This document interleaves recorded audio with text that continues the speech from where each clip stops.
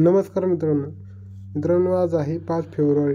तर आपण जाणून घेणार आहोत 5 फेब्रुवारी ते 10 फेब्रुवारी दरम्यान कोणकोणत्या जिल्ह्यामध्ये पाऊस होऊ शकतो याविषयीची संपूर्ण माहिती. तुम्ही जर आपल्या चॅनलला नवीन असाल तर चॅनलला सबस्क्राईब करा.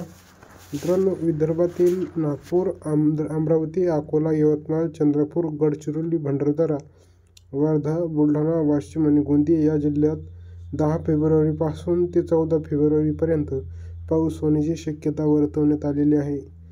मित्रांनो, त्यानंतर मराठवाड्यामध्ये औरंगाबाद, नांदेड, लातूर, उस्मानाबाद, परभणी, हिंगोली, बीड आणि जालना या जिल्ह्यामध्येही 5 फेब्रुवारीपासून ढगाळ वातावरणात आणि पावसाची शक्यता वर्तवण्यात गेलेली आहे.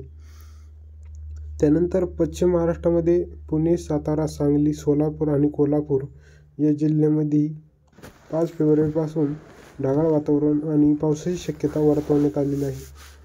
त्यानंतर मित्रांनो, कोकणामधून मुंबई, ठाणे, रायगड, रत्नागिरी आणि सिंधुदुर्ग या जिल्ह्यामध्ये या कालावधीमध्ये पाऊस पडण्याची शक्यता ही फार कमी वर्तवण्यात गेलेली आहे.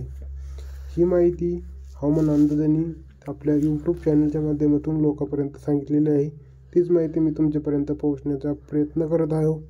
तुम्ही जर आपल्या यूट्यूब चॅनलवर पहिल्यांदा असाल तर आपल्या यूट्यूब चॅनलला नक्की सबस्क्राईब करा, कारण आपण हवामानाविषयीची संपूर्ण माहिती आपल्या यूट्यूब चॅनलच्या माध्यमातून तुमच्यापर्यंत पोहोचण्याचा प्रयत्न करतो. जय हिंद, जय महाराष्ट्र.